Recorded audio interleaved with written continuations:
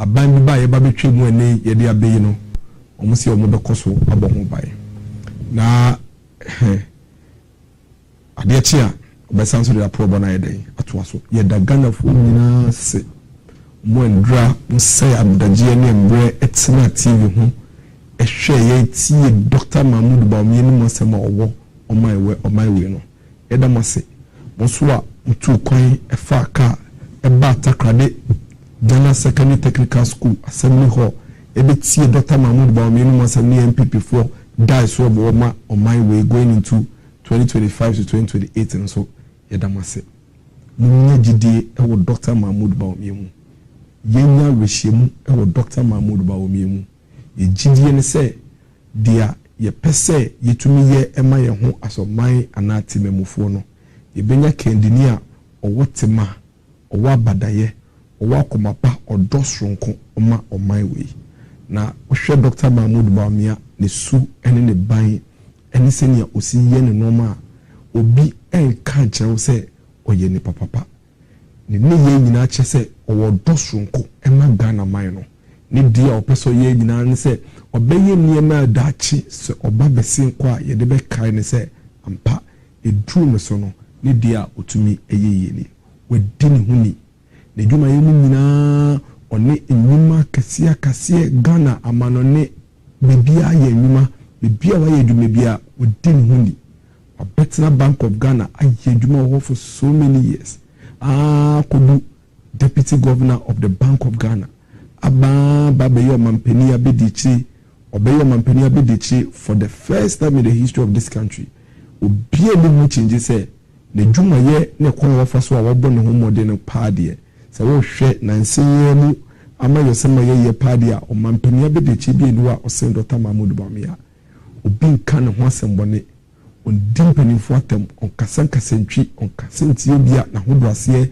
kon wo fa so ne Ghana fo nyankita hudie eye soronko on tese yese keta sese ene proyeni win bi ekata Dr. Mahmoud Bawumia ho on ye corrupt on ni corruption in ninkita hudie bia de dia ne se edwuma wo ho a osese oye no de bua na Ghana man koye nim no na akọ no kre enye niema ye pese ye nyina in the past 8 years etumi aye be nye be dia dance yese dudu na ne ya Dr. Mahmoud Bawumia se ye ma ne kwan na onbody aye no ho bai na afie no de aka onya yeye no ontoa so no ne Ghana fon ka ye ho ye de yembom manifesto pa ho entoma endra e water kwade no title no eye selfless leadership bold solutions for jobs and businesses ahofama etuhoache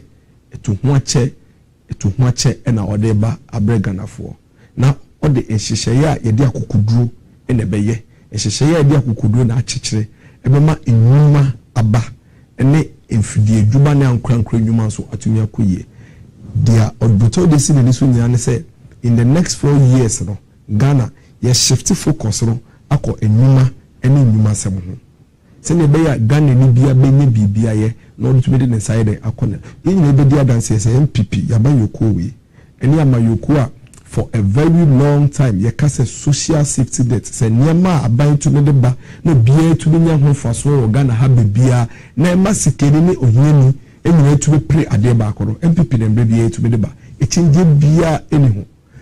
There is no way a beside this for some social intervention policy ese MPP dey on betimi akabi ubi so mo so mo ya akwan se social intervention yesu ye kwan ubi so mo so mo de fund a ye this school dan by yesu ye the fund ye this school dan ba o se ubi so mo so omo ye efenese omo sisi market into social yesu ye si market ye ni nyina esi ho a de mo ye na ye nyina ye bi ni ye si chen a ye woni ma bebre a ye MPP ye de aba ma ye mo ndisi for baby by moncha ye ade ba ko a ndisi for de aba ese a ebe national health insurance scheme omu to be the ba akopɛ ba a ese a it is national health insurance scheme e bobo nsema mai omo moncha ye ade ba ko a ndisi for to me de aba ese a it is free school feeding a de man kola sebe omo mmea ya na nkan ya ban na emo modwane bi di anka ese na community ka school on be ka trefie no moma ndisi for nche ba ko omu to me de aba ese no President Kufo had the free compulsory universal basic education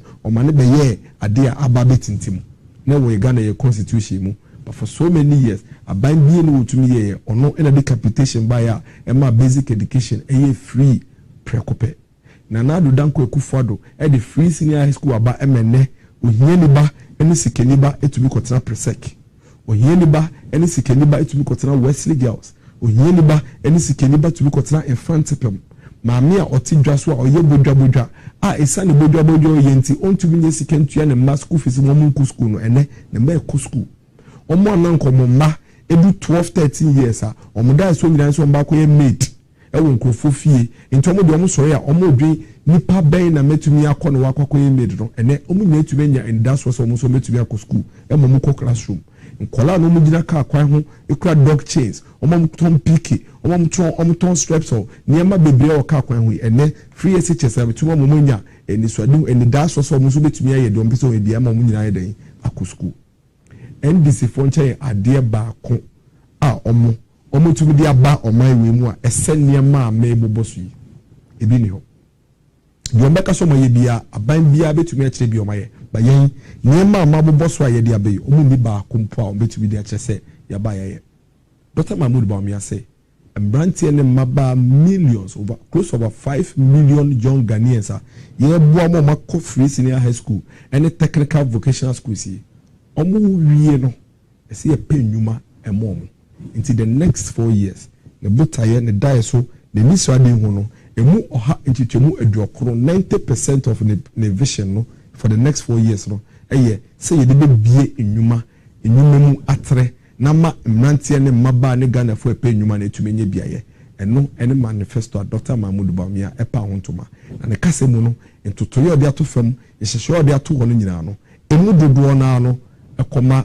mbrantie ne maba ha enkankan minuanom Gen Z fo no munim se Gen Z fo de me ene Gen Z fo nyina president ye ntoso aba me na me kebe momo me na me boaboa Gen Z fo adwempo ano na makebia eden amomo ni wogidie se ye daachi a ye peno nipa obetumi esum amana ko nanim ene Dr. Mahmoud Bawumia momi yentie de Dr. Mahmoud Bawumia eka echere Gen Z for embra no de nasem eba ewie no momentie sa video ni tiawa na embra. To the Gen Zs,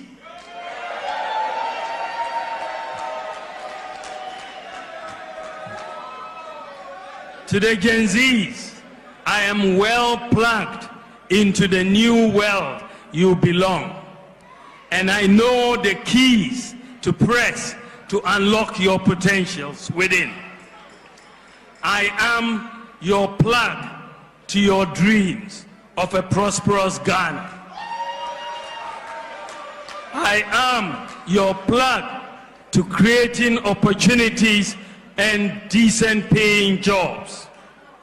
I shall offer you a problem-solving leadership built on my values of integrity, compassion, and sincerity. To this end, I have presented for your consideration our manifesto for 2024. The manifesto is giving. It is giving hope. It is giving ideas. It is giving jobs. To the Gen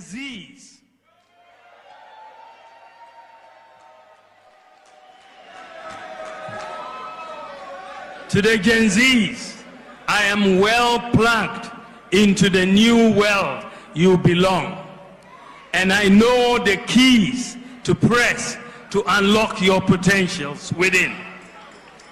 I am your plug to your dreams of a prosperous Ghana. I am your plug to creating opportunities and decent paying jobs. I shall offer you a problem-solving leadership built on my values of integrity, compassion, and sincerity. To this end, I have presented for your consideration our manifesto for 2024. The manifesto is giving. It is giving hope. It is giving ideas. It is giving jobs. Dr. Mahmoud Bawumia has presented clear-cut plans for the future of Ghana. No doubt about that. The guy saw the Niswadi who do the buy any yano, HDBA any home. Yendane Danimu, won't be fabbing can you be film or waka, the Niswadi who are warmer on my way. Now, Jazzies. And they free city high school, Jazzies, you need to be kind, you need to be true, you need to be brofo. We need to take our future seriously and make sure we are sticking with Dr. Mahmoud Bawumia as the next leader of this country. There is a reason the NDC are going the route they are going. They are going that route because they feel you were not there during their leadership. The former president who is seeking for your vote this time was president at the time when most of you were 10 years old. At the time when you sleep in darkness without really knowing what the cause was.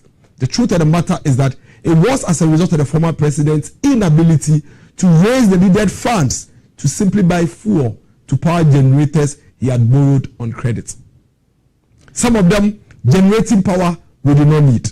But there's a contract that says whether we use the power or not, we have to pay.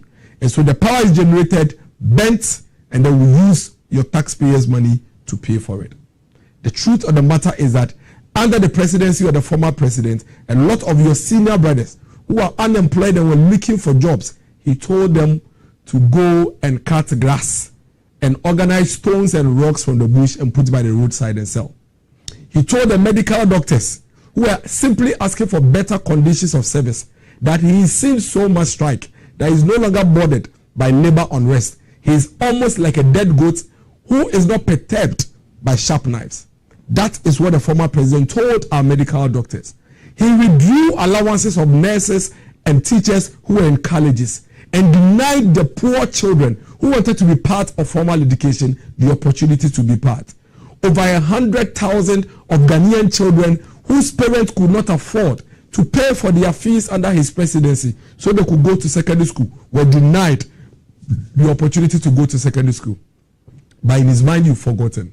In his mind, you were too young at the time to recollect all of these things. And so he moves around speaking as if he's come from another planet all of a sudden. And he rather begins to ask the man, Dr. Mahmoud Bawumia, the person who has never been vice president before, the person who is vice president, he tells him to do the things he is dreaming to bring to this country now because his government is in power. But we ask him, what are you seeking to come and do? You have been president before. The things you are telling us today, why did you not do those things when you had the opportunity? At least you, we voted for and made you president. Dr. Bawumia, we've never made president. You are a vice president, just as Dr. Mahmoud Bawumia is today. When it was your turn to come and ask for our vote at the time you were vice president, you told us you were merely a spare driver and that we should make you the main driver so that you can implement vision for us. You are going to create jobs. You are going to create opportunity for the young people. Rather, during your tenure, for 4 years during your tenure, you kept us in darkness. Businesses collapsed. People lost their jobs. People lost their lives in their theater. Today you come telling us same stories you told us in 2012 when you're seeking for the opportunity to be president before. And you think you can hide behind all these things and become president simply because we have a certain number of people who were very young at the time you were president and you're going to ride on them to become president again. We're sorry. It's not going to happen. Yebema obi fufuro kwan. Yebema Ghana ni fufuro ono so wa adwenche fufuro. No no so de aba abeboa yen na yetumi ya de achechire ye man we. Dia wo beye bia asomampeni no unya akonya sa wo beye. Uye mayehu ye. Ubi ya bonfia, ubi ye numtia, okeka de opechire yen. Aden na wo gidi se obetumi aba na ni we ye ntuma fufuro na wa be kasa che ne yeto aba man. Yeto aba man. I doubt if there is anybody who was in this country during the tenure of the former president today who would say ene obekwa koto abama former president Mahama. This is no new on my way mu. And until the ne kasa oka nyina ne na probo nyina yi. He has refused to account for his stewardship when he was president. And Kadia friend say, on mampeni a wabetwe mu de, se opese esanto abama wan ka obehye ya, wo be ka kyerɛ embra ye ma wo ye on mampeni no, de awutumi ye. Na wagye no so na de to abama. And then yes how. Rather what you are doing is to ride on your so-called inefficiencies of an existing government to be voted for. Fair enough. But what we are going to do is that we are going to compare your performance as president and the performance as the president that we currently have. Because all of you equal. Now, see, you compare Dr. Mahmoud Bawumia to you there. You compare your performance as vice president. You compare Dr. Mahmoud Bawumia performance. You bisa wa spokesperson Honorable John Jinapo. You bisa ni say eduma ben pa na wo ye as vice president at the time. In some more catch no. You bebo video na mo mahwe. Me pom cho mo hwehwe sa video de ma me why. We have that video. Please find the video. John Jinapo describing the role you, the former president, you played as a vice president. You befa wo eduma wo ye as vice president. Na ya fa Dr. Mahmoud Bawumia eduma wo ye as vice president. Ni asese. Eno na ye begina so ato aba. Na nkanya asemu nya reho a nkomampeni president we the who compare vice president na tama na wo ye vice president na opo mampeni de no ye the president esusu one man me kan say as vice president we a spare driver enti ye ma okwan na be main driver. You told us this at the IEA debate in 2012 enei wakwa say aba oba ye bu onu anim asepoto eduba de ma wontumi anye ubue nyina abofia keka ansem kire wakwa aba say akache say yento abama na be your mampeni. Now this time round you the former president obesi ye de a compare vice president there be eduma wo ye as vice president no ni ye ba be hwe ye da compare as vice president Dr. Mahmoud Bawumia wo eduma wo ye as president the Ghana ni bia anim. You were the most incompetent president this country has ever had. Omampeni ben na mate say Ghana ha ya hwehwe ne nsemu as with corruption e wo man wo da wonko a wo pe any vice president a wo ti akonwa so wo president etumi ma ye investigate you as a certain vice president wo pe na we president a utumi je contractor car na wo ma na contract wo pe eti wo de unni koyiko unni size but si ye ka say enei omo kwa abato nyina ye be comparison there ye the Dr. Mahmoud Bawumia as vice president and the former president Mahama as vice president they are compare ne yahwe anse na mewie na show yi mebo edwuma poten a wow spokesperson kan ye say we vice president no na we ye ewa ban we mu munya video ne pe mun kan che me ye de be commercial break ne yase akwaba but for now yentie dia Dr. Mahmoud Bawumia ewo emayen ewo ne manifesto o chechire odi a kire Ghana for nyina say we any juma me pese yedi a few highlights of it. You have two versions of the document. You have the abridged version and no a few pages. You have born seven tofa. And you have the main document, full document, about 260 pages. Obi a ho asem manifesto nim. Tailor for wom, doctor for wom, lawyer for wom, mechanics wom, boja for wom, tomato seller for wom, queen mothers for wom, ayenfu wom, asofu wom. Obi a wo Ghana ha bia no Dr. Mahmoud Bawumia ewo edidaso emawo ewo eniswade hu emawo ewo nhyehyeye pa eda ho emawo unya mbra bomode na fa ye manifesto ni bi ewo online bawumia.com www.bawumia.com na na do document efie bia ye wakola ba ko wako free SHS anye hwe obetumi a type fa wo phone no ema wo nana no fa wo phone no ema wo ba no nonko www.bawumia.com ohwehwe manifesto obekọ manifesto mienu ni nyina ho abridged version de abo ne tofa no e ho na ne kese ne nyina so ye de ewum maame papa ma wo ba no enyi fi internet ne so no phone to phone no so anaju bi abeda on kan kakrama anaju bi abeda on kan kakrama obehu dai so a Dr. Mahmoud Bawumia ewo ema oman we na sam ba ko a ye bo ne tofa edika Dr. Mahmoud Bawumia e ka ne se answer ne beba bemu in the year 2017 na on my way we were in a lot of difficulty. The economy was completely on its knees. Aketua krani intumintua. Aketua intumintua. nurse for the teacher for to me year juma 1 year aban say miniska enti me the policy bi aba e fe the 3 months policy why ye juma afeba ko ba betu aboso me miensa nkola ehiafo a no mako school ye gi o allowances free o nsem national health insurance egu ye oman no eba ni kotodwenim ye dum kanea tena kanea mu mfie miensa ko mfie nan nkola ekotron so hwe esua de o ka akwan ho esa ne kanea dundum nti ye pamo nkrofo enwumem ifidi adwuma etoto omo ifidi enwumem. That is how bad our economy was at the time. Between 2017 and Ebabemu, Ebepim 2020. Yenye ebedi adanse say na nalo danko ekufo de MPP aban Dr. Mahmoud Bami echichi niama mo my way yetoto niama kama. In fact, a lot of people will confirm say 2019 Christmas was one of the best Christmas this country we have seen in so many years. So many years, which is a fact. In fact, as at the time you 2020 no, na inflation na yebe fire na former President Mahama edi akodo 15% no. Na dey aba be do 8%. Can say former President Mahama eba be mu abe o mampani as at 2013 no. Na inflation was 8%. Obe fire no odoko 15%. Ye bomode ye ho adwuma ma ne tia baya be do 8%. Fofi antwata na COVID ya rebone. Obia ni ndaso nsusu se beba ebaye ema wiase afa na nyina yaso be ye hia na ehu bia ye ni ata na ehu de ye a eneme no kase okọ America okọ UK okọ Asia obia prese obebo modena wama ne man no ejia ne nan so nti yen so kakra be kan ye. But in the past few months yen nyina be dia dance say a my way nkakra yeguso e ba be jira ye nan so at some point eneme mu ye den pai wo COVID mu no na na danko ekufado take a decision. In fact, anka opa sambre no nkobeka say okay yenje de nipewu ye bebo ye man no ho ban na ya boye economy no ho ban but kache and that video is still there.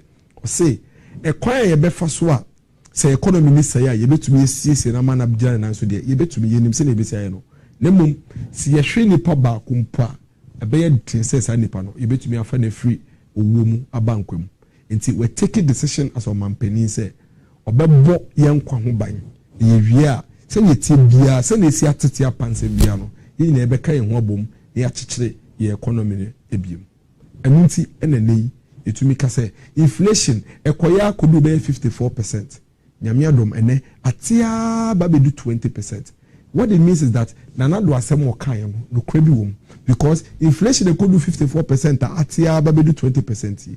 Anye bia madaroma nipa na ewu ye a omo hwere omo kwa during COVID no omumu ba akompo yetumi afa na fi owu ma ba nkomu ana nke busafo ni beje nka reho a ene edwoju a eto abatan ekunafo ene ebusuafo a etwaga na hesi omo hwere omo adofo no nkomu ni beje yinyaya ke bituma ene sa banyankopon fa sa achede no amma nipa enunti economy ni de ekwan bia MPP aban na nadanko ekufa Dr. Mahmoud Bawumia be fa so a ye be rebound.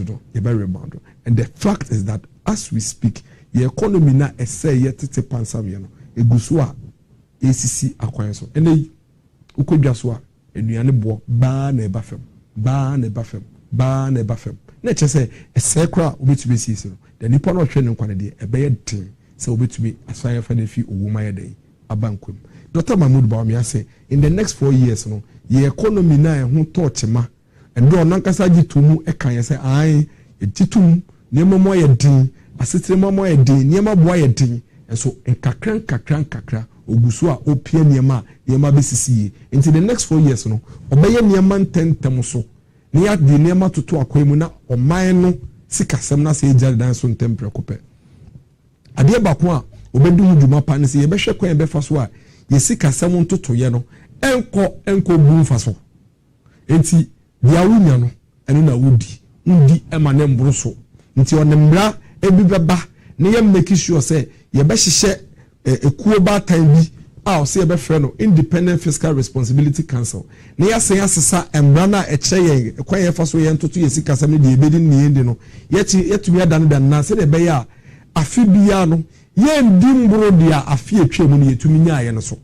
nti o say establish an Independent Fiscal Responsibility Council and amend the Fiscal Responsibility Act to add a new fiscal rule that requires expenditure in any year does not exceed 105% of previous year's tax revenue.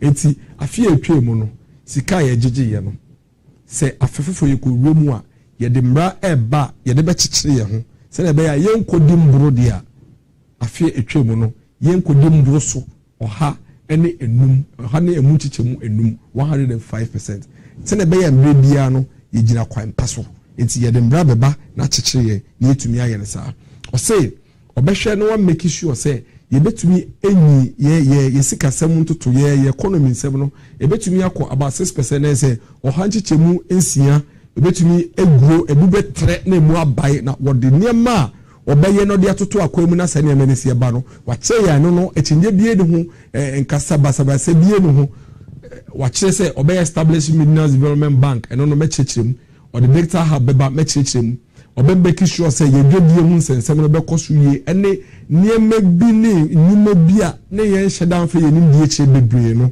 te sɛ emerging industries sports tourism any creative arts ne adeɛ no a ɛyɛ ne yɛn fɛ yɛn nim die kyerɛ bebree no de ne bɛdie kyerɛ ne tumi nso create ɛma nnwuma dodo aba na ɔman no sikasɛm ho nhyehyɛeɛ ne ntotoyɛ no ɛmie bie kakra afei ɔsɛ emre du sɛ yɛbɛpɛ kwan bi a aban ne ankrankra bɛka bom ayonkofa soronko bi so na maniam yetumi akontentem no kra ne sɛ ɔman bi a otumi ne ankrankra ekabom ekyekyere ɔman no ɛyɛ ne contentem na yɛbɔ yɛ homɔden asɔman yɛhyehyɛ nneɛma bebree ba na dwemu no ɔgyidi sɛ bebia babedu ne mpempenso ya babedu no ɛyɛ akɔnɔ ɛma sɛ ankrankra ba bɛka ɔba aban ho na de ayɛ na mebi nto betintim mu na emu ayɛ den sɛ na bɛyɛ bitumi ama ɔman ne sikasɛm na yɛ akɔ anim na ne botaye ne nisuade ho ne kese pa ne se obehwe na enuma aba ya data babu bamia ekedie ehihye bebre ne de aba na yim nante ne maba ne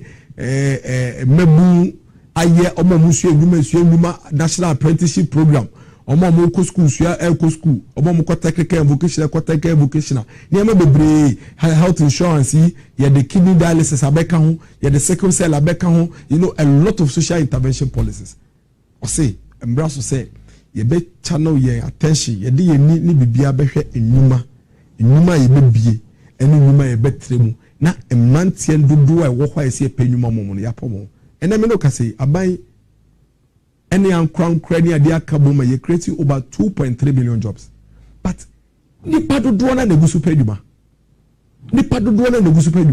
simply because even though we creating numa no adichi bia no nipa dodo so aye ready so mo ye duma no so bebre be ka ho nti aban bia no in 8 years e creating numa to say MPP aban and this focus agitu ni say the entire time omo ba aban mu 8 years no omo creating numa just a little over 600,000 jobs. No more kasa ejitum so mo create here. MPP abaye created 2.1 million jobs in 8 years. No government has done that. One D1F from Kwame 160,000 jobs. Abaye bien why say nipa dodo aya form ewo nurse for doctor for teacher for police for immigration fire service bebre kwa Ghana Airport Company, Civil Aviation, Ghana Ports and Harbours Authority, Enuma bebre, and he created in the period of 8 years 2.3 million jobs in a buy created. And yet, you will not any maba bebre rightly so. Because you will be creating 2.3 million jobs, but there are 4 million people, 5 million people who are ready to work. And you still have to create more. Dr. Mahmoud Babian said, we need to find a strategy to get this done. It's time to shift focus towards creation of jobs and expanding businesses for the Ghanaian people to be a bit more productive. The other kind will be training 1 million youth in digital skills. The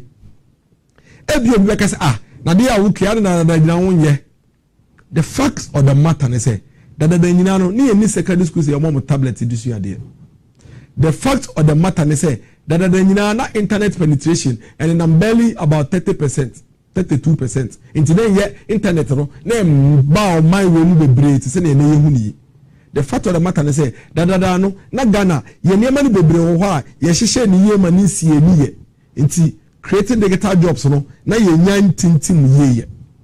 Eme no esa the Dr. Mahmoud Bamie ndwuma waye in the digital space. Esa the digital literacy we raise yakosro. Internet penetration nay if 32% or maybe akodo about 70%. Nipa dodo na nemu kura internet ni ade nti ama Ghana for are you ready to embrace digital world na a day anymore. Internet media is if we and the young people of this country, they can sit here in Ghana and work for companies outside Ghana. Oko India, there were millions of young Ghanaians who are in India. I can tell you on authority say, or you are in India or to India no you so the company were Europe. The company no you man or UK. The company no America, but to India no you masa company no. That is what the digital skills can give to your young people. Into coding, data processing, data management, big data management, cyber security jobs. They are there. Into what and Kraikuma, what say Damongo, what say Savelugu, and so that company I offer with Jumana we Jumamano. Company no I was New York, and a company no I was Sweden, and a company no was Norway.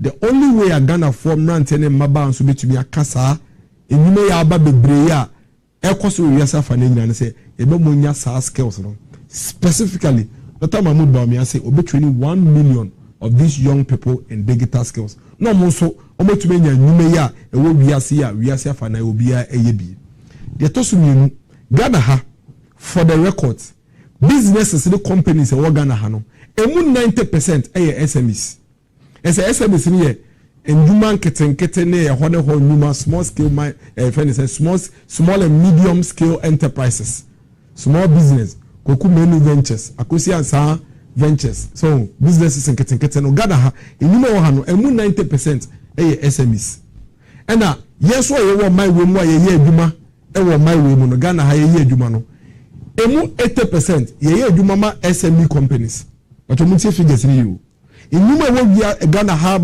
businesses in a company near the Union. Emu 90% SMEs, human keten.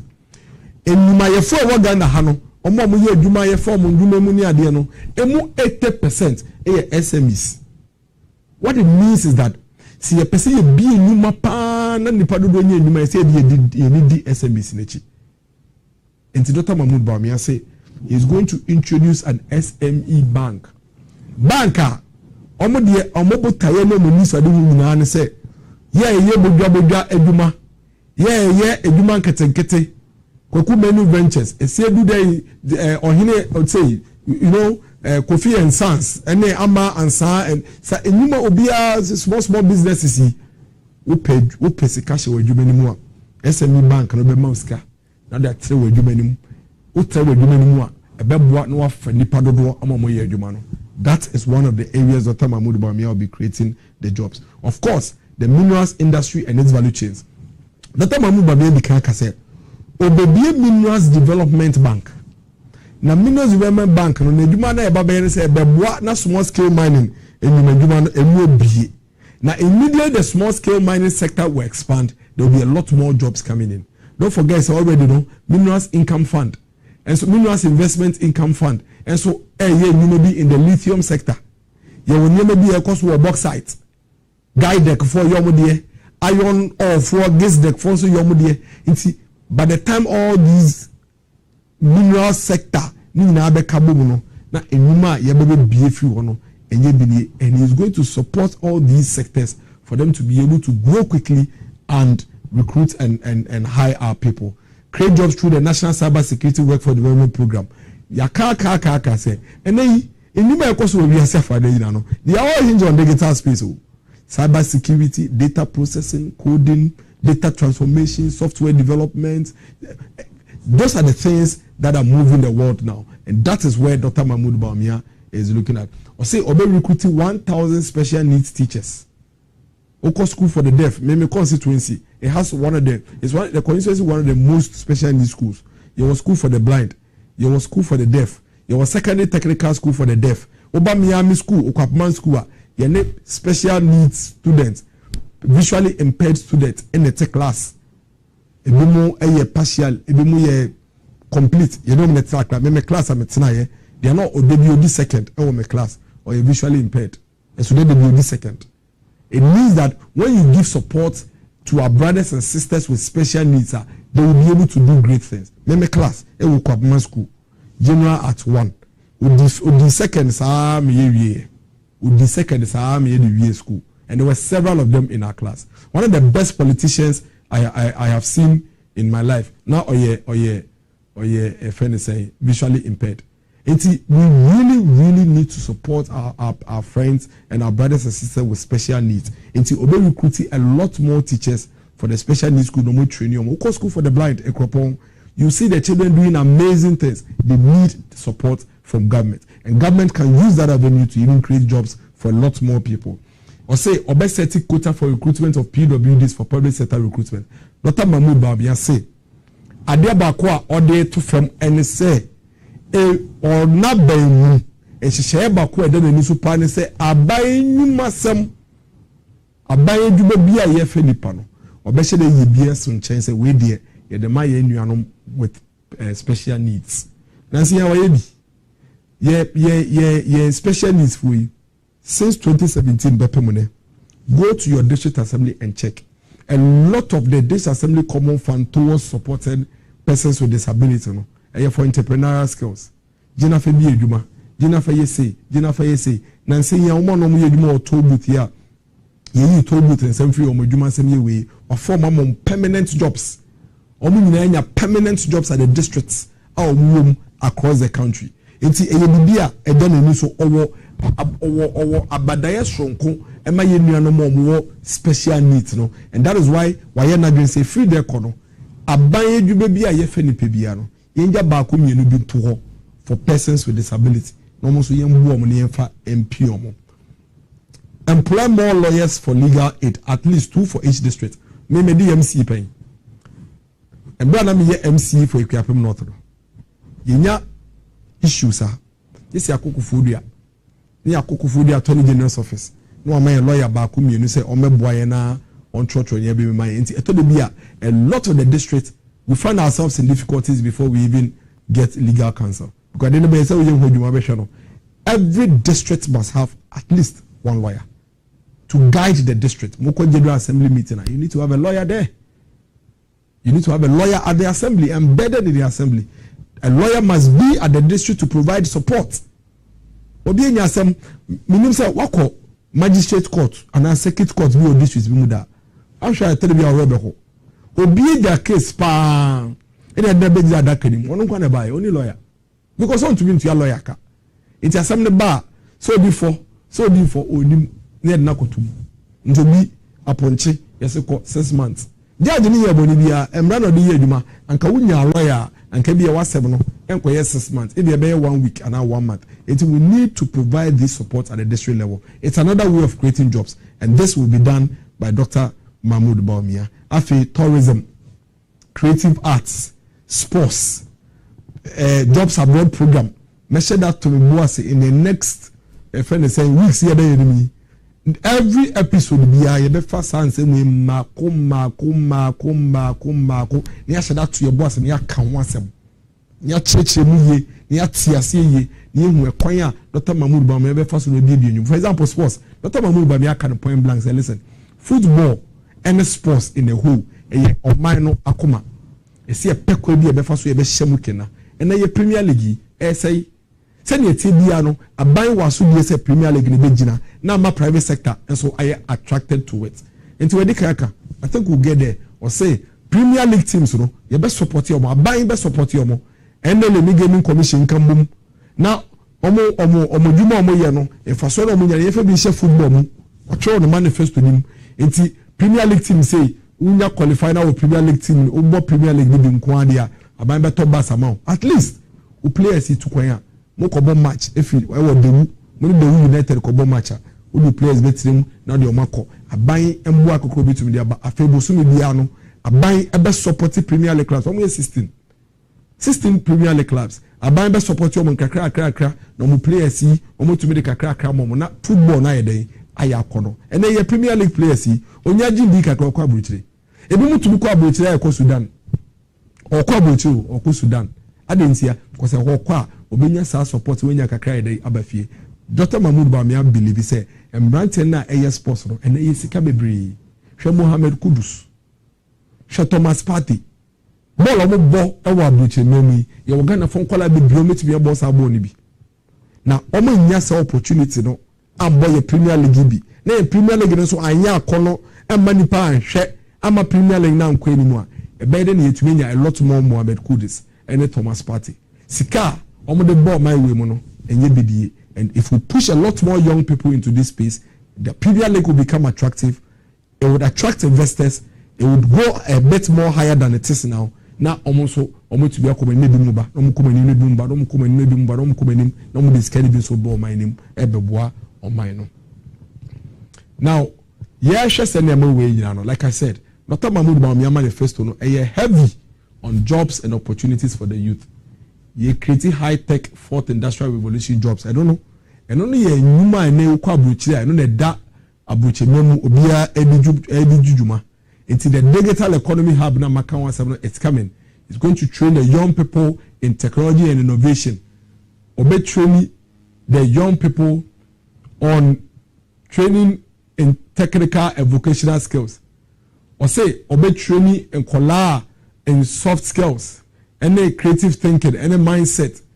Obabwa na a friend is saying jobs in green industries, aviation, in Numabeba, professional services, jobs abroad program. They may say that to Mbwase Pamaya can once and jobs in defense related industries. You know, the defense ministry for Nagasabeba the next chapter show so. Near said that Nasi, near sad jobs in defense related industries and once. Sanya Maya Dr. Mahmoud Bawumia can once we have found back jobs in agri business, jobs in sports. Now, I thought I can't just sports now. Here, Kumasi Asante Kotoko, the United.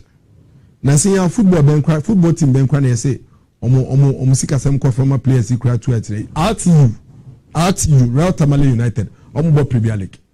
And say Real Tamale United etuka efi Tamale. Ebe sen kobo match, any Dreams FC double match, the bus ebia no mu nibi. Enunti RTU are qualified by Ghana Premier League. And so no to me about match. Obakra obeba players more are confirmed because the telebia sikakwa mbe tu kwa efi Tamalaba no eniho. Adentia nyoma mienu. Initial investment no eya na wo fam. Ye to so mienu. Esa say initial investment no wo fam nti. Entumi ma team no any football na ye bo no enya akono. But aban to me so ma se kakra bia ebeboa se RTU eso na sa aban am bus. No mo the bus yi betu kwa efi Tamale abese aba Kumasi enu Kumasi Asante Kotoko abebo na mo players yi at least aban ebo mo kakra na say aban pilot here with why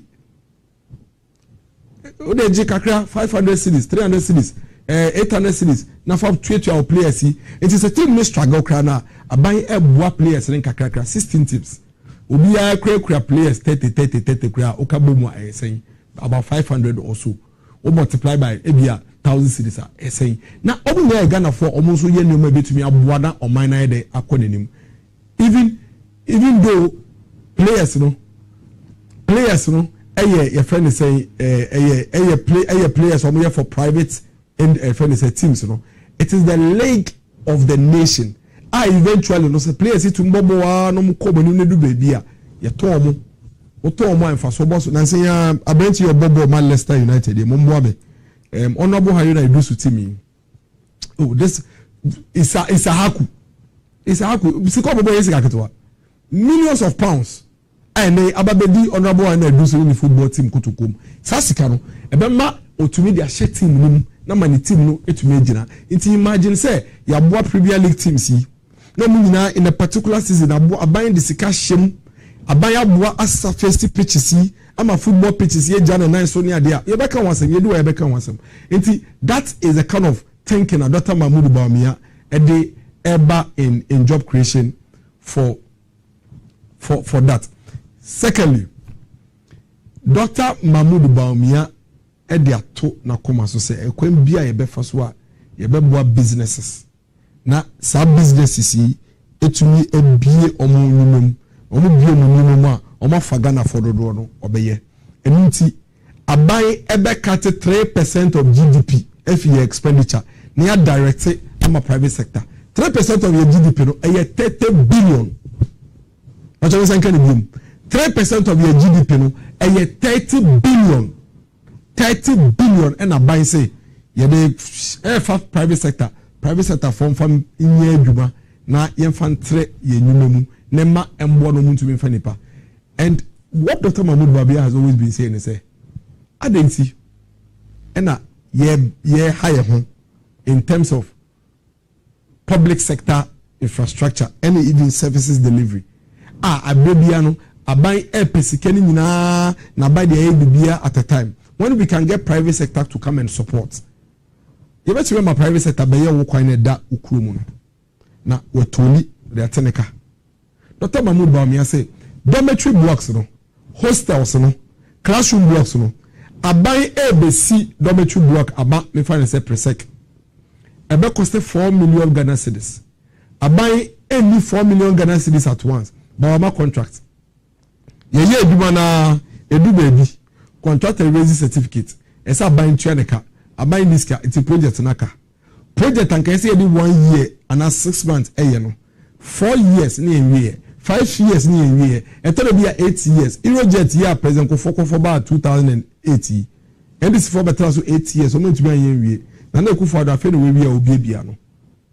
So for 12 to 13 years, hospitals are years no into me see ewie because e aban na e place obenye sika dey dey nyina prekope. Dr. Mahmoud Bawumia say yema ankwankwa private sector and for more musika nhyem na mumfa rent aban and mumfa lease aban. What it means is that aban betua wo na mum enwu nya say obepo sika ni nyina etua ne ne obetua ne nkakra over a long period of time. Sa dormitory block bi na ABOAGYE phone call ani here no mademu na esa ne say aban sika nyina mbo no prekopenti no yes the be 4-5 years yen wie no ye ma private sector mbesi no fan rent aban na aban tua rent e ma private sector enti afibia no aka 1 billion ye behia a ye ni enti project ne kesi wona esa ne say ye tua rent kakra kreti ye behia bi 100 million utua ya na private sector de ko afene so ane wetua afene so ane wetua afene so ane wetua. The advantage is that dormitory block na nke be take you 4-5 years ansa we see no who sinene na nkola na mo ko first year na nyemu atena na mbanja so mfaso na wetua ne kakrakra. It makes a big difference. At the same time no esa ne say we bie mu sanity enuma edoso ankwankwa enuma ne doso nto bia nso yebi obi ayebi no bia so fa nipa ehim. That is the strategy Dr. Mahmoud Bawumia wants to adopt going into the future to ensure say you be free aban from the pressure you here at every point in time to build public infrastructure and give it to private sector to help. And yeah no pay hospital bi o ho a you pay MRI scan you be scan machine bi you pay X-ray machine you ni bi aban to me to be hospitals bia across Ghana. Inti oko hospital yes ye kotwa scan no afaka oko regional capital oko district capital ehun sem bebre aban say private sector for MRI scanning machine be si hospital nim na yentua on kakra adan say oko hospital ye dem bebre health insurance your mind. Why can't government do that? Come and put your scanning machine in the hospital. Let our people use it now. Yema ye man for no use no ye omu use no omu nya so mfaso no omu ho tomu na wo no yentua nkakra. It's all part of the strategy Dr. Mahmoud Bawumia wants to utilize. Ebiem niasia for nyina it has become evidently clear.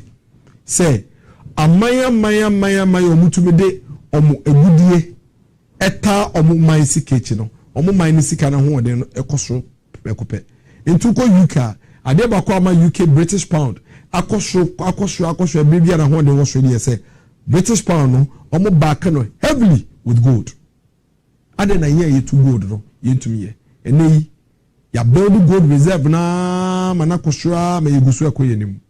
It has become evidently clear say and yet gold ya you started see your turn and see your domestic gold purchase program you started see and see ya and how you will create one shanka beye e mo ho beye mienu na miensa but it's a strategy didn't know and you guso e danda nkakra and Dr. Mahmoud Bawumia say it's see ye shemu kena ya try ahwe ye de hu say ya e beye ye so e be ma sika semu ma ye den ti e be shemu kena and we're going to ensure say the tried and tested gold purchase program now it be stabilize the currency no ye be Ghana ya how you need your currency because you koto de ne fiama no aba nti se currency na ho de ekofem e affect bibia and that is what one of the strategies Dr. Mahmoud Bawumia wants to use. Afa omo ye friend is saying abefo sikasam ntoto ye ne ade ye fintech companies bebre aba omo ye hihye bebre ni ade Dr. Mahmoud Bawumia say odisika $100 million behim say na be ma ankran so I attracted to South fintech space no mo sa be support na boa na Ghanaian startups Ghana for young people we call Nigeria Kenya a lot of fintech institutions say bebre and it's time yes ye dey ahon ne kakra beta o machi no mo so metuma ye dodo amayen ewo omaiwe mu afi ne kese businesses are ye wo omaiwe mu yate de abusi okaifo okaishifo makolafo kaneshifo edum techimai salaga yate de Dr. Mahmoud Bawumia say oni GRFO edikan to kwan akọ Estonia akosua Estonia se be omo yo musika sem nhihye me hye da be no so ne akọ hwasem ntene or the flat rate tax regime beba se be ya sa na tua sei mateso na me de akose na me mpa wasem ntino be tua sei na me wo me shop no bi aba ote o se woton ma teke woton ma calculate ntu be tua sei na be ye free ho ye the flat rate tax system eba for all Ghanaian businesses and individuals. Enti sa woton tomatoes, sa woton esam, sa woton engine, dia woton biaro, dia woton no enu bia na meton a nyina ebetue sika kro. Nsakra bia mbem, nhihye bia nda ho, no bi abaye bibi amana ko create problem ne kese dia efe ede ene se Dr. Mahmoud Bawumia we nyina yi na odwe wo ene menso ye ho. Dr. Mahmoud Bawumia say or the credit scoring system ebeba. Na credit scoring system de be ya ne say ebedi kan ya boa amandana fo etumi enya niema ye beto ene niema ye be free niema ye beto ne yetua ne kakra buy now and pay small sabe pepe na credit scoring system tie no crepa ne say ya yenim yeso ebebisa ne yemisa biasia fa na nyina omo makomanim no dodo na no ye mfasika enko shop enka se me beto akonwa akosi medemu ye mfasika enko car dealer ho enka se me diska beto car akosi. In fact, in some jurisdiction like in the US who do with such a botum now you $3,000 kekra one share back investigate say now go first can be free. They basically live on a credit system. And the credit system advantage the woman say emma obia tuminya sebe niema kakre bia obehia na wotumi akọ wanim no obia tuminya bi ahwo ye bia ankoba enu nti na ebusuafo na etu kwan fie akwa ma no nipa no kwa ya within 1 year no afro say oh makoto car fufuro oh mi apartment bi ni oh mikoto nkonwa oh manya fridge bi de tie ne say omo credit scoring system na the credit scoring system ne tie ade no nya ya nkole be ma wo gaba ha no ye tonto ne ma no bebe na ye nya ya nke ne be firi no tie ne kakra wo nemum ye njin bi say ye de ma obetua ena ye de ma wo so no wantua e be de kwa ne ye hu eti na ye ni bibi sa no batani Dr. Mahmoud Bawumia digital drive odiaba Ghana card baye I ne Ghana card and one they register mobile number and one they will be your bank account Ghana card no and one now they are friend say wo tax identification number and one they pension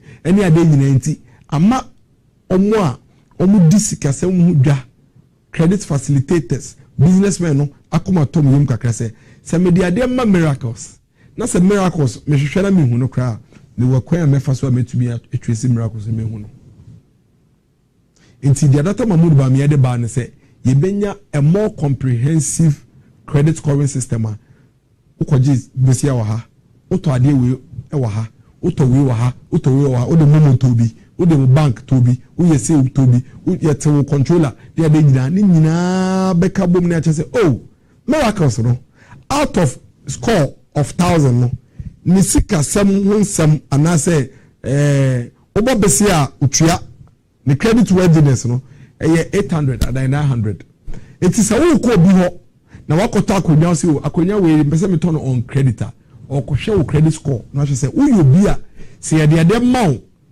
efiri bu a utua anase untua. That's all the credit scoring system is about.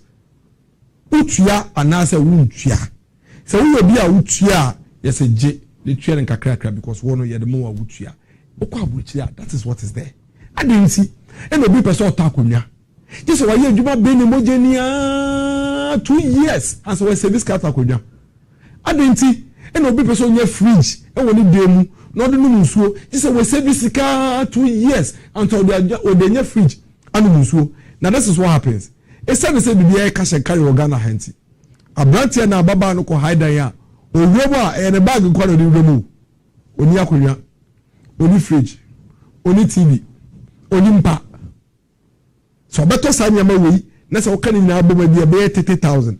Na ketua 2,000 Ghana cedis. A bear day, no to win your sika, I got 30,000. Sign your way now. Into 2,000, Busu will be 70,000. 12 months, no, we have 12,000. Into 12,000, if you're cotton kubia or cotton pa.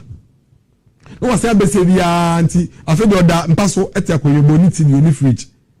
Yatina kono dia so eno kura kekekura ma pressure ko unya TV anka obehwe unya fridge anka obenu musuo ba woni bi abroche ne ntesa abroche no oji 2,000 okwa ya hwe se okay ye de sane ma we nyina ma wa bosum bia ye 1,000 kura still beka 1,000 na wotum dia ye obibi no problem wo no ye ba obesi awutua ye hwe wo sika so a wo gina se bosum bia ma ye 1,000 a wo de ba 4 years ebetubetua sane ma we nyina aka. Send your baya won't send train. Now 4 years answer. What me a bob was the K. Robert Tosaniama winning empty. Yet the Bemau, Kodam Panoso, Kotana Koyanum, Konum Fridge Musu, Koshet no ene, Netian and Kakaka over the next 4 years. Inti Adiana Kaudi 4 years, but Bob one answer what me yano. Yet you never wende. Now where you su, now what you and Kakaka. That is how you bring happiness to your people. Sa ena ekwaya wofa so a wodi enije ebra wo manfo no sa na yeye no hwan ena betumi aka che me say oja ketua 1,000 cedis na ka yete no ebia 600 na ebia man sa na ma wo nyina anko nji obeje onye yenkope obi wo ha opade atama ne ba pa ba disika no so but o should disika ogina obetumi atoma ne ba no ba do so ode afe ba ko ansa we sevi akwakoto so ne ba ne pade ne nne onya yankoba yama no ye say ohie ne do ne ba ohun ohie ni odo ne ba ohun because ebia wo dwa kwala ne pa ba kwala ne say mommy me pe Samsung Galaxy S5 na me so me dia kusua de digital ya be openenne e de sua de afi na obeka che ne say emefa twen na December matama wo afi mumu nyina na oba ne munemu na kire wo uhuna na wo yema hyew owura ho o hia ne nafufu a obi ekura bi obi edisua de onya na okono so kura bi no kure wo betumi atama no esansa wo yedwuma wo enso yese boabo sika no na nya ni nyina asa wato not mamudu ba mesi be yefi ho to sa Galaxy S5 no ma emefa enne free ne tua ne kakra esan se baby a wo kwakoto no omunim se ye wo credit scoring system aba enti wo kwa ye ba kohwe wo credit score so credit score it say wo bi a ye ba obesi a wotua ni ya hwe wo sika da wo je no ni ya hwe se sika ne yetetewa wo betumi nya bi so ahwefia ye betetew kakra na ade na ye mefa pen no otumi ataba no na wo ba na hu se no kre nso do no mpana wunya obeda so no otumi ato no wada so enne na wantwen afe anda fema afe ansa wonya mpana da so TV na also pe bi ahwe no na wonto otumi nya bi ayeden ahwe sa ene yedi eniji ebe ye manfo and that is what Dr. Mahmoud Bawumia is introducing. Now the bakwe masade we did ayeden say once we have the credit scoring system, the good news is that ebema enyuma no so niema Ghana for penal doso because the credit scoring system never purchase obi etumi tobi obi ape bi obenye bi nipa do na na fe bi ebetumi atonkonya ye nyina na ebetumi ato TV do na ebetumi ato fridge until the demand never go high. Immediately the demand never go high no it means that as a business so omo produce more because nipa eto se ebe produce more so bia let us say e fa nipa do enyumum no mbeboa ye adwuma. Simple strategy, simple system to make sure we bring happiness to the people. We guys oh na dey o abemu adada onye dada na Ghana card. Dada na Ghana card. O man peninda no ka che say ye abemu adada dada yen no. Oba 8 years o to be Ghana card why. Dada na Ghana card. afi ni ye bi afi ni synchronize system ni nyina that na your mobile money interoperability first no now to me send this guy if you MTN momo e ko Vodafone so e afi ni ye to be nti afi na mbe na so aye we e be because we no anse na e betumi aye no yes ya sa ne ma we nyina afi e na mbe na so e betumi aye sa ne ma we enu nti e na ne mbre aso adie bia wo ne mbre adie bia e wo ne mbre yetuwe asinipa no ye wakono die bebre but bia e wo ne mbre afi e na credit scoring system no so aso we e ba ma hiafo e ba ma oni biefo e ba ma omo ankobu nya ankobu pe e ba ma maamefo ne papafo omo domo mba eso sa ne ohienti omo manhu se omo domo no e ba ma omo and Dr. Babu Bamia will use it as one of the ways to create jobs for the people. Mining sector is one of the biggest things for this country, but of course your challenges yenya concession asasere ya dia wo yenya asase no esi etu egudie ni wo ba niska ni akofa broni onfa na sika mbe boa yen oba ya ma na 90% ni ya fa 10%. Yesu yenya bi yeniska aye ni betu nti ya ko nsuo ni ye kotu nsuo ni mu de no because I want ni tu nye den ni ye say yensuo no Dr. Mahmoud Bawumia say yen boa ni yen reform yen some mining licensing regime no yema na emungu kakra na Ghana for no mo pebido obi entumi nje license ni bi oje license ni wia eno be ma yetumi regulate no ni yema na mine e wo kwan papa so na onko nsuo ni enkoye nsuo ni mu basabasa na mpo se de be ya Ghana for ankasa be oni yankasa na ye benya ye ho na insase na ye tumagu de be yankasa ye de nti obema mining Minerals Development Bank aba some Minerals Development Bank do mo be ya ne say small scale miners and the mining project and the mining areas no wo concession when you be bia o de mine na bank na mosca na de ahyem na de two gold no nko fa bro ni bi meba no me fa gold ne nko no ma 10% one kasa obenya support from aban Minerals Development Bank we ko two na when you gold na we tua bank ne ka aban ato gold no through the gold purchasing program na de ataye sika na chi de sika na ho dan den akoso o say obe make sure say aban no be bebre wo my we aban neto aban purchasing power near strong aban to books aban to school uniforms aban de de man kola aban si school dan aban ye ka kwan aban to ne bebre aban to ndro ni ade o de mbra beba be pa nchomu nti o de ehihye bi e friend buy Ghana first for all public institutions say we aban adwuma nko na say wo kwakoto payozuna to payozuna ye ne Ghana ha ebi ni ho na wato no abrochiri ba say ye payozuna Ghana ha nko ade a to ni bi na no onfa na no keke enka because ogitu mu say in the past no ya aban aba ni aban atwemu na try say ye be yes ade we ntumi ye this time esu ehu ye nya ni nyina kire say si edembra eta buy Ghana first fere say program ye chia eni mu ahode be koso nti ye be sakra public procurement laws ni mu kakra o de be ko parliament ni ya sakra mu kakra na ya chichire wo public procurement law ni mu say wo beto de bia na wo ya ban adwuma nko ade a ade na wo beto no say ebi wo Ghana ha ye ne Ghana ha to ha first say wo nya bia say wakọ abruchire na wase achichire auditors na internal audit systems ni mu say na be ya audit committees and the tender committees no mbra be chichire mo say hwe pefe say ade na ye to no ebi ni Ghana ha ase wato de wa abruchire e wo Ghana ha nko na ye wo Ghana ha nko ade a ye wo Ghana ha no eno na se woto de be ma na ba ne say ebema Ghana from fidi adwuma ni mbebie na Ghana from fidi adwuma mu bie no na omo fam rantie ne mbaba hanso adwuma mu etosum eboa because adwuma ni mu bie no obechi ni pama na adwuma na waboa na wa fam rantie ne mbaba. Remember the strategy ni na say ebema jobs aba na businesses are expanded. Strategy ni na say businesses be expanded. Businesses expanded ya ebe fa adwuma e dey about businesses expanded when the demand is there. Say nipa be to ade na e ma businesses na expanded. Enti kai say or the credit score the ba say na be ankrankra ba akoto o ma na nsi ho abaye adwuma no so o hye ye kete or the mbra chichire yen say wo beton ko ade a to de ne Ghana e no beboa na Ghana adwuma no mabie ama famrantie ene mmaba adwuma mu. Afi I earlier on spoke about the taxes. Or say or the tax is or the beba or better small scale mining gold. reduce withholding tax for small scale gold export to 1%. Obetiso, implement a flat rate tax for all importers. Obetiso, obe making sure say importers, spare parts dealers, omo mu importing them in a flat rate. Waiving of interest and penalties for failures to file taxes in previous years. Abolish betting tax. Betting. Tax that betting so no also be true. Now all the side taxes she say na be afedi obi emu say Ghana ye taxes she say no emu aye de. Emu ahen afedi enima no niema ekoso obi abetumi no hwahye mu no. Say na be ya obi a oye adwuma o man bia betumi akose me so be say metua me tax no. O say wo kadada na wo de from previous years no. Nti ama usuro se wo ba na oyi wonim se obetua ene tax na ye de be dan wo ka no. O say me de achew. Ye ni na achew.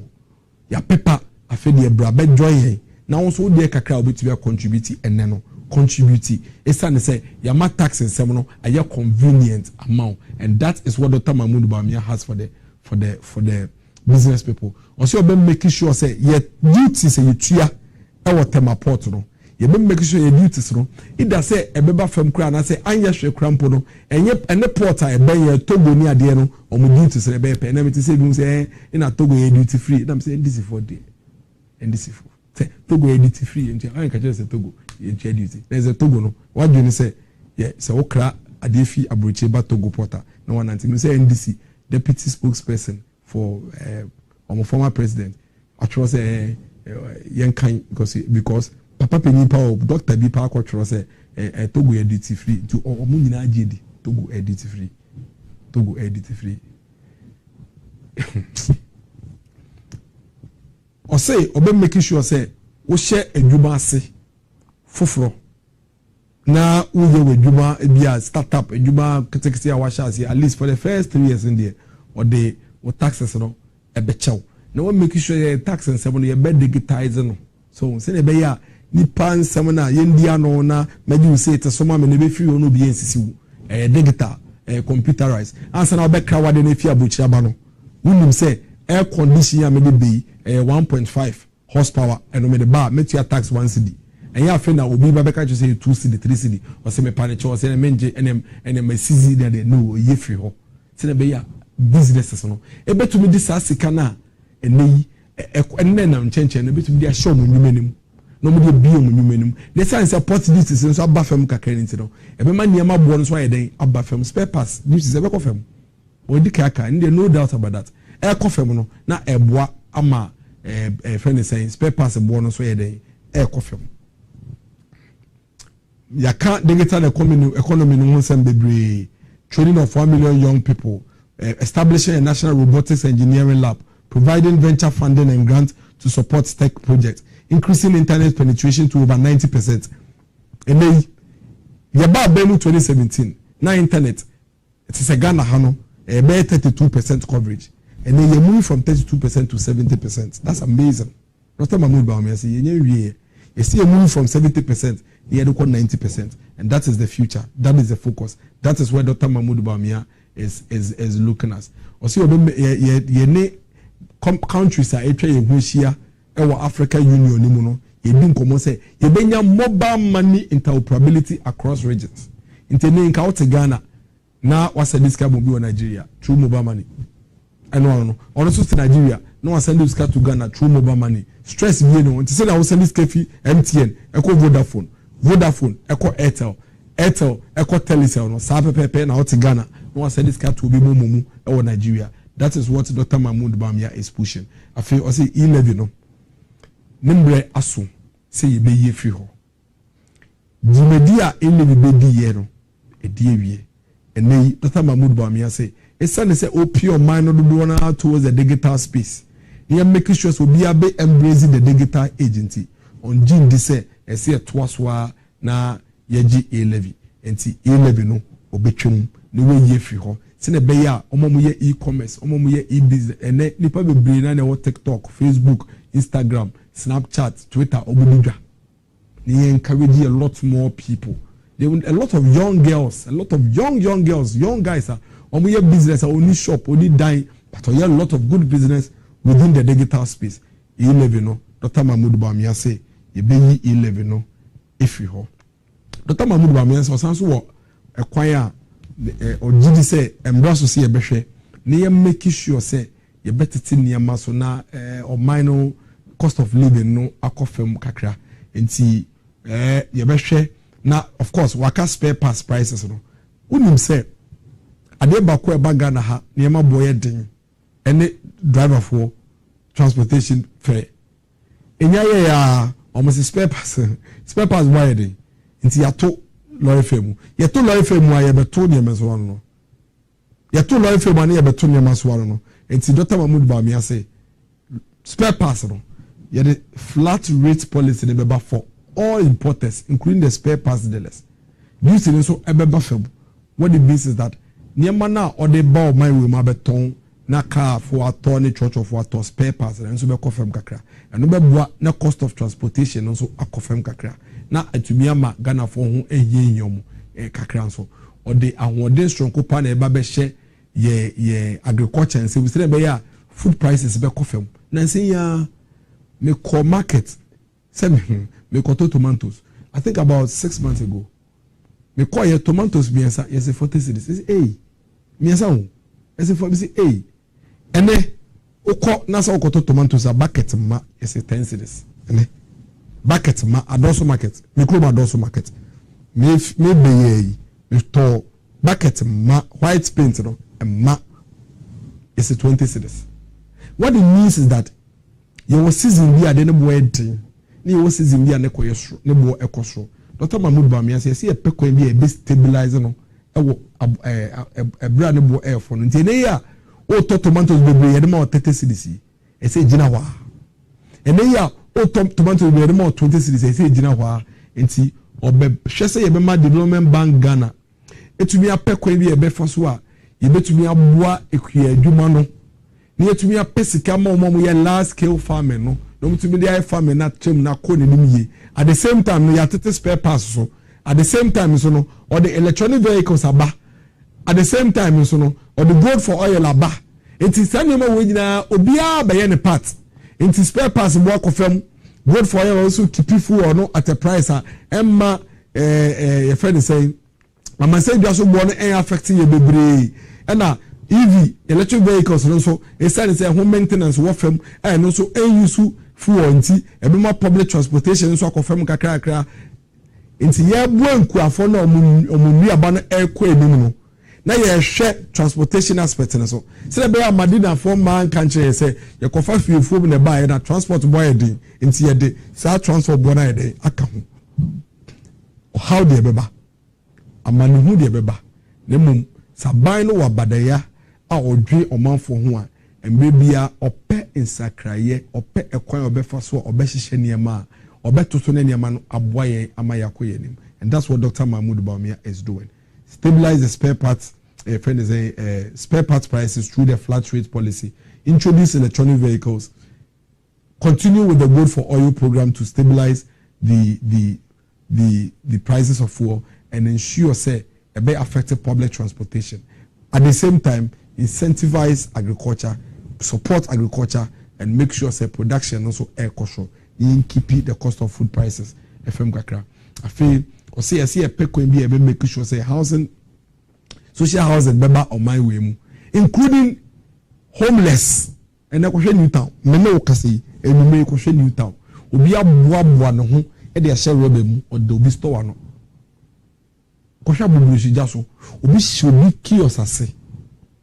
Dr. Mahmood Bawumia say let's provide shelter for these people. And you see you say they are why you be pay no and ye de money be say on san ye and they carry if we see hostel ama bebre me no ka say you carry if we me no ka say you me da hostel o musua nsan adwuma o mbe wi apo mo no makope bebi etono mo so ma ye o madwuma you carry if we in the past month Dr. Mahmood Bawumia carry a program I train you mo e wo mo hostel and mo classroom omo wi a and they omo je contract ebi mu ye makeup ebi mu ye pastries ebi mu ye liquid soap ni ade e wo my way mu enti obetrem let's build the shelters for the homeless na ye ma adan so a ye se ne dodo ye se ne bebre na ne bo ofem no ye fa dodo so ye dan embra ebiem o say sa rental assistance scheme ne buy na ye dia go no thousands of people and are benefiting from the rental assistance scheme.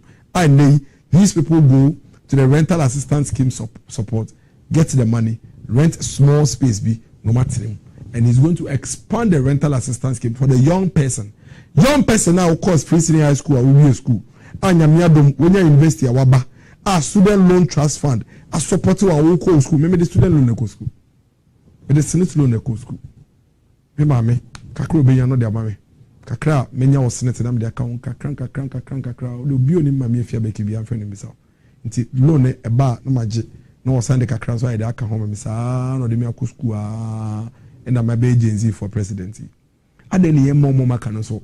Enya sa akwenya no emomonko uwia we school no student loan trust fund na support wa mo we school no na fe de baby a obetina akwakoye de akwara ifi da mongo obankran obeku school akra owie no wonye adwuma baby obeda ye den yes rent 2 years yes 30,000 okofa ne he oni bi ntino ase akoshe krase eni Dr. Mahmoud Bamia the rental assistance scheme aba uhu o wasate bi enimu a na wakoho no akɔgye support na da ko tua rent na utua ne kakra over thousands of people and akɔgye support with the rental assistance scheme or say obetrem nkola yo mo investi yan nkola ono a no suso masia mo akɔ secondary school free ya mo bedu university o mo wie na mo wie a ogidi se eso support yo mo na mo se nya baby do mo tito na mo nya adwuma pa biye obi de o say wo hie mi no won miska o de ba de beba school no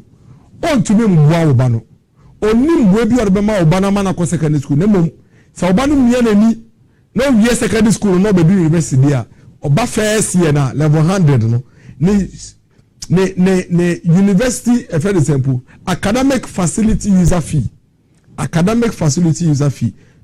obi akọ university bi anim say academic fees no components bebre your AFUF, your residential facility user fee, your academic facility user fee, SRC, you make a count be as when your academic fees.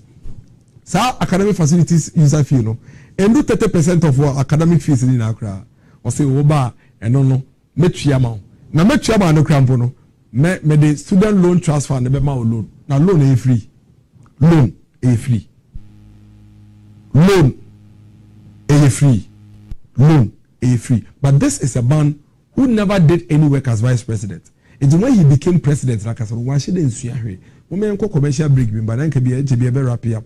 Now you call commercial break way bar, now for the Amabe Twaso. Women their former president, and we are not a vice president, Tama not a vice president, the spokesperson, Honorable John Jidapo, Nejuma, now former president Mahama, no yawa Baymuno, women tie.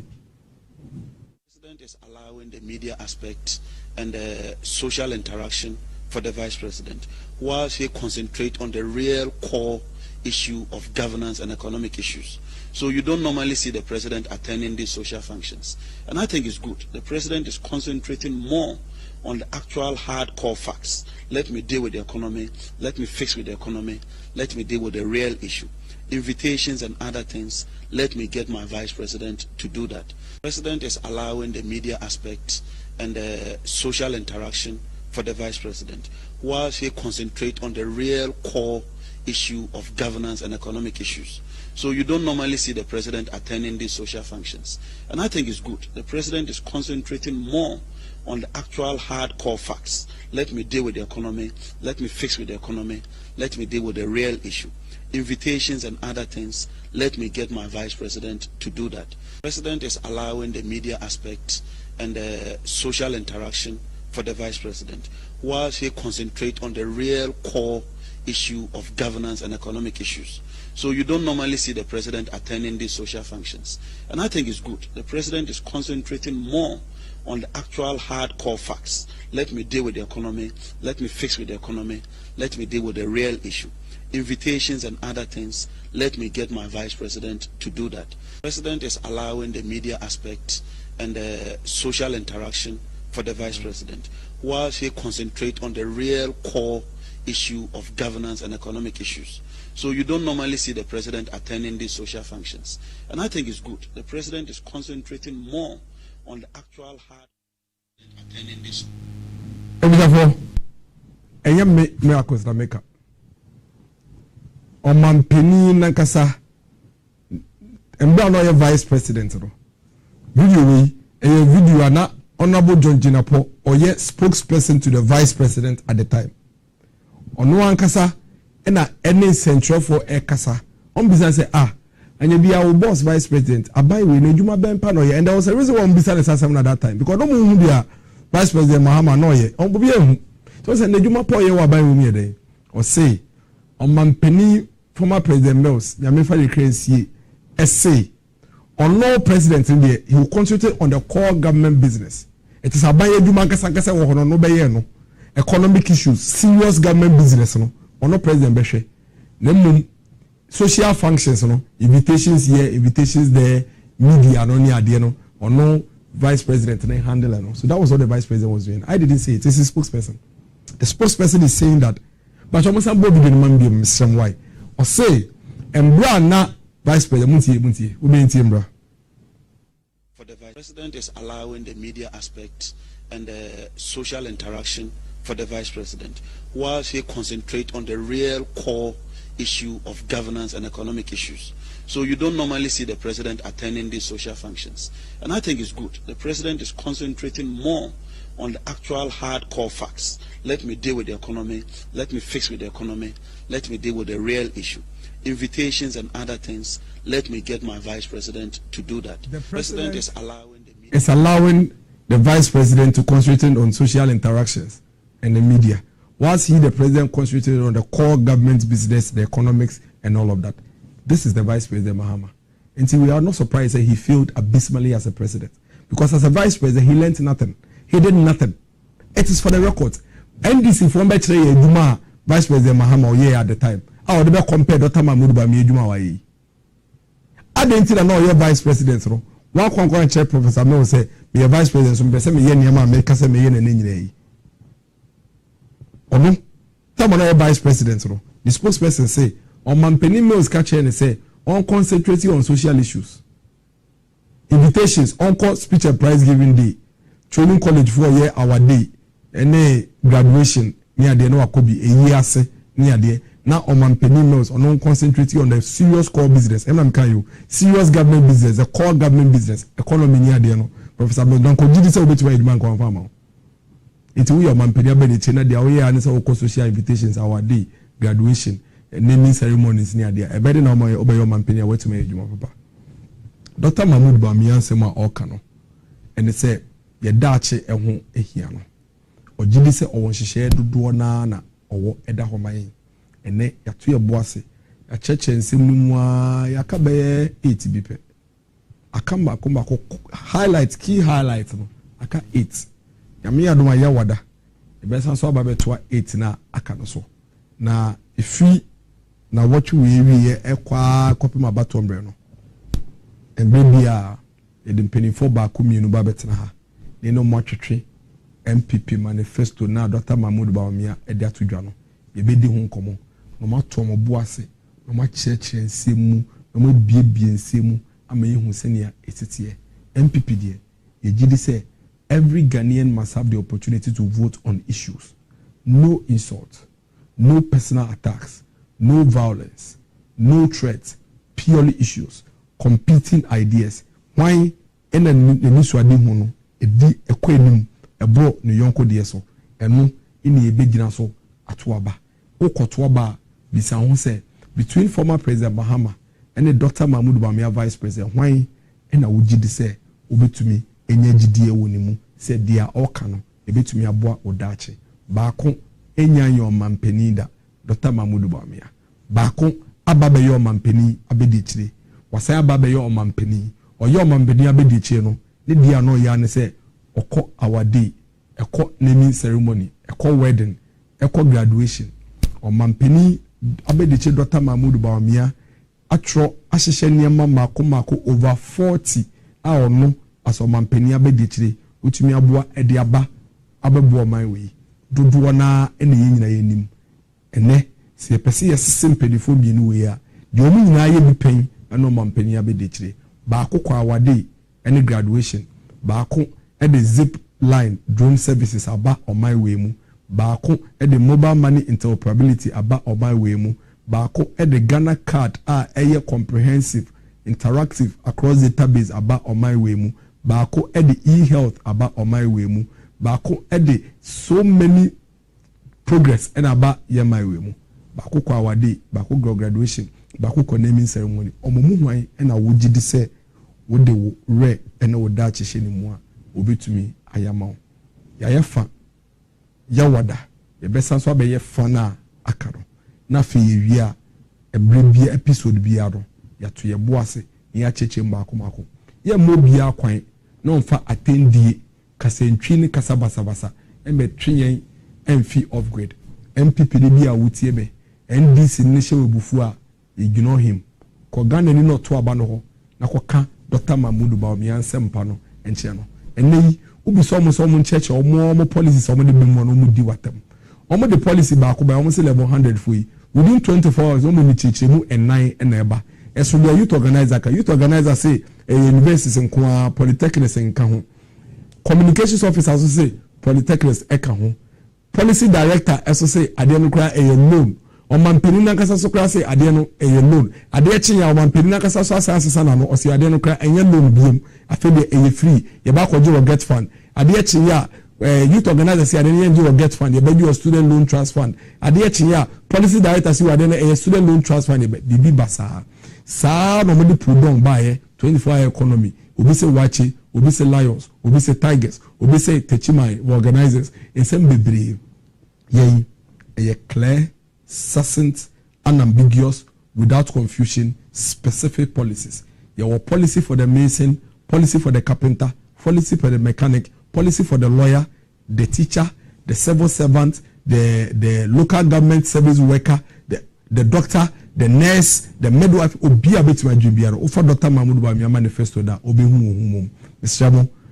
fa www.bawumia.com okoho a untumi nko afa phone ma oba ene na na dunti akole bie to be kura phone oko school obekan when you go to the website pick the manifesto download it for your mother download it for your grandmother every evening before you sleep kan one line hu ewom nyame ya adoma ya wada ye beso anso hia na ya toa de aka ye wie no so ye de ye ndi atem ensam no se nesitie no ine ye chechire mu edoso de eso ye beto ye boase ye besembre na ya chechire mu abo 9 pm Dr. Mahmoud Bawumia eda so ewo da ene odafo ekasa endra asat 9 pm na opie FGSTS echichi atakwadefo within 24 hours we say so akwaba onama obona pro na ombre ya mina mebre genzi fo jina president makramo nyame adoma ya wada yebeshia.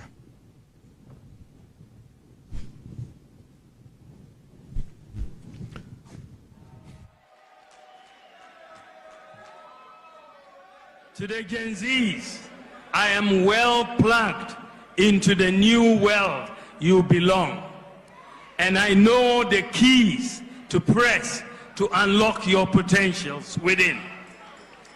I am your plug to your dreams of a prosperous Ghana. I am your plug to creating opportunities and decent paying jobs. I shall offer you a problem-solving leadership built on my values of integrity, compassion, and sincerity. To this end, I have presented for your consideration our manifesto for 2024. The manifesto is giving. It is giving hope.